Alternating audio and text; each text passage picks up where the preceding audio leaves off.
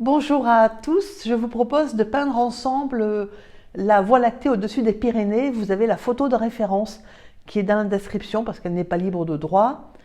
Au niveau de la préparation de la feuille, je vous conseille de mettre du washi tape ou du ruban de masquage ou même du scotch transparent pour délimiter la ligne d'horizon, comme ça on est tranquille. Et ensuite on esquisse brièvement parce que de toute façon ça va s'effacer, hein. Donc, alors au niveau de la ligne d'horizon, elle est très très basse puisque là, l'essentiel de l'aquarelle, c'est le ciel. Justement, la partie terrestre, hein, il n'étant là que pour mettre en valeur le ciel. Alors, je vous montre voilà, ce sur quoi je peins, c'est-à-dire que c'est un bloc pré-encollé, c'est un bloc de feuilles où les quatre côtés sont collés ensemble, sauf une fente, évidemment, qui permet de décoller la feuille. Alors, pourquoi est-ce que je vous montre ça alors que bon, je peins tout le temps comme ça et je ne vous l'ai jamais montré? C'est parce qu'il y a deux prérequis, hein, pour deux choses indispensables, si vous voulez, pour cette aquarelle. La première, c'est de le faire sur un papier qui tient l'eau. C'est-à-dire que si le papier supporte mal l'eau, ça risque, enfin d'abord ça va être très difficile et vous risquez de vous énerver beaucoup alors que ça vient du papier. Alors ça, il faut vraiment un papier qui supporte bien l'eau. Ça, c'est la première chose. Et la deuxième, c'est qu'il faut qu'il soit fixé. Et fixé sur les quatre bords. Hein, vraiment. Parce que déjà, on va mouiller beaucoup. Donc, même des papiers comme ça, hein, 300 grammes, si vous regardez, il aurait tendance quand même à onduler un peu. Donc, il faut vraiment qu'il soit bien fixé et qu'il soit fixé sur un support amovible parce qu'on va bouger. Alors, le support amovible, ça peut être une planche, hein, en contreplaqué qui craint pas l'eau. Ou bien moi je fais pas souvent sous le dos des blocs là comme ça parce qu'ils sont super épais, le carton est super épais. Voilà. Mais il faut vraiment quelque chose que vous puissiez bouger parce que vous allez voir qu'on va bouger. Alors ensuite on mouille bien. Moi j'ai les mouillés, c'est pas en temps réel, hein, mais j'ai passé l'éponge 3 fois. J'ai commencé par passer l'éponge mouillée, j'ai préparé mes couleurs, j'ai repassé un coup d'éponge et ensuite j'ai fait un petit coup de vapeau. Il faut vraiment que le papier soit mouillé en profondeur. Et ensuite, on va commencer donc avec une peinture où il y a à peu près 60% de pigment pour 40% d'eau à peu près, hein. Et donc par le bas bien sûr, avec donc de l'orange qui est le jaune et le rose. Ensuite le violet mauve qui est le bleu d'outre-mer, parce qu'il y en a 3 de bleus. Le bleu d'outre-mer avec le rose. Et là, le bleu que je suis en train d'apposer, c'est du bleu de phthalo. Alors, il faut faire attention parce que c'est des couleurs qui sont quand même pétantes, hein. Donc, et là, justement, on veut le côté bleu ciel du bleu de phthalo. Donc, faut faire attention. Vaut mieux la mettre un petit peu comme j'ai mis, hein, peu diluée au départ et la diluer sur le papier. Et là, on va commencer à donner le mouvement de diagonale puisque, contrairement à la photo, moi j'ai choisi de faire la Voie lactée en diagonale parce que je trouvais que par rapport à l'occupation de l'espace, hein, voilà, ça me plaisait mieux. Donc le violet c'est le rose et le bleu d'outre-mer. Et là on va commencer à suggérer le mouvement, donc en inclinant le papier. Alors il faut l'incliner, là je l'incline vers moi, mais vers moi et à droite, c'est-à-dire sur le coin droit. Et il faut bouger en fait, en même temps que l'on peint, selon où va la peinture, puisqu'il faut conserver le mouvement principal, hein, qui est d'aller en diagonale, mais il faut aussi que latéralement, je dirais, les pigments se mélangent, hein, et que les couleurs entrent un petit peu les unes en contact des autres. Alors pas énormément parce que là par exemple je ne veux pas que le bleu d'outre-mer me traverse le violet, le rose, le bleu de phthalo et le violet de l'autre côté. Non, je veux juste qu'il rentre un petit peu dans le violet. Du coup je vaporise pour rendre la peinture que je mets qui est quand même assez soutenue, hein, si vous regardez. Il y a bien 60%, enfin, le pigment est majoritaire par rapport à l'eau. Et je mouille, mais par contre en mouillant je rapporte de la couleur parce que forcément je dilue ma couleur.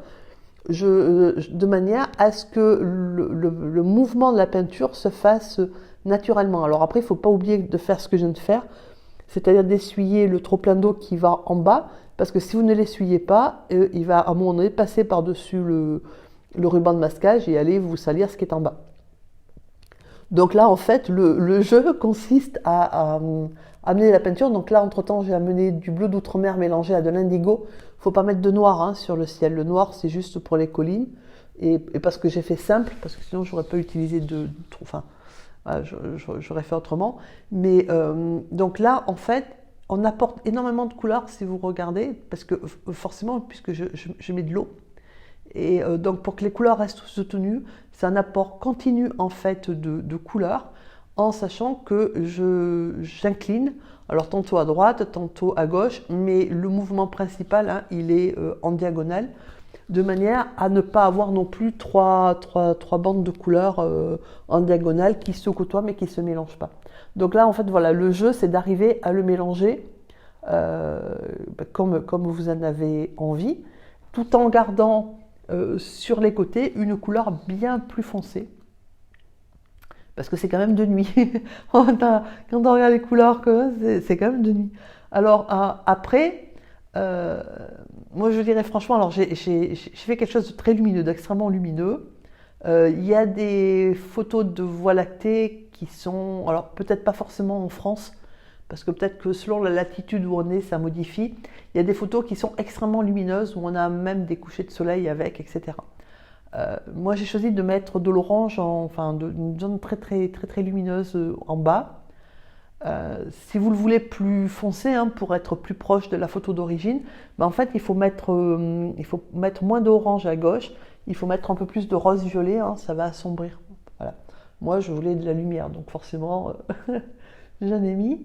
Donc voilà, alors, en fait, vous pouvez y travailler tant que c'est mouillé, bien sûr. Tant qu'on est dans le mouillé. Quand on va devenir dans l'humide, il va falloir faire attention parce que le bleu supporte mal, quelle que soit la couleur de bleu, hein, le bleu supporte mal d'être dérangé quand il sèche.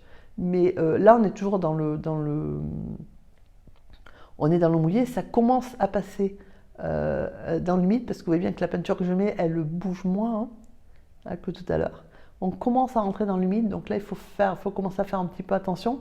Vous remarquez que je ne vais plus trop dans le bleu, par contre, je reste dans la zone rose, violet, bleu, voilà. Ou sur les côtés, où je me dis que de toute façon sur le côté, là ce que je suis en train de faire, c'est pour pas que ça s'arrête d'un coup, puisque de toute façon il y aura l'encadrement après.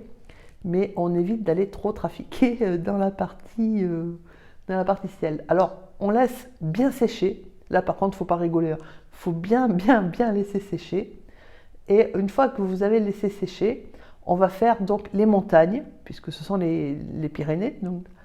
Et alors, pour faire les montagnes, moi j'ai simplifié par rapport à la photo, puisque voilà, de manière à ce que tout le monde puisse le faire.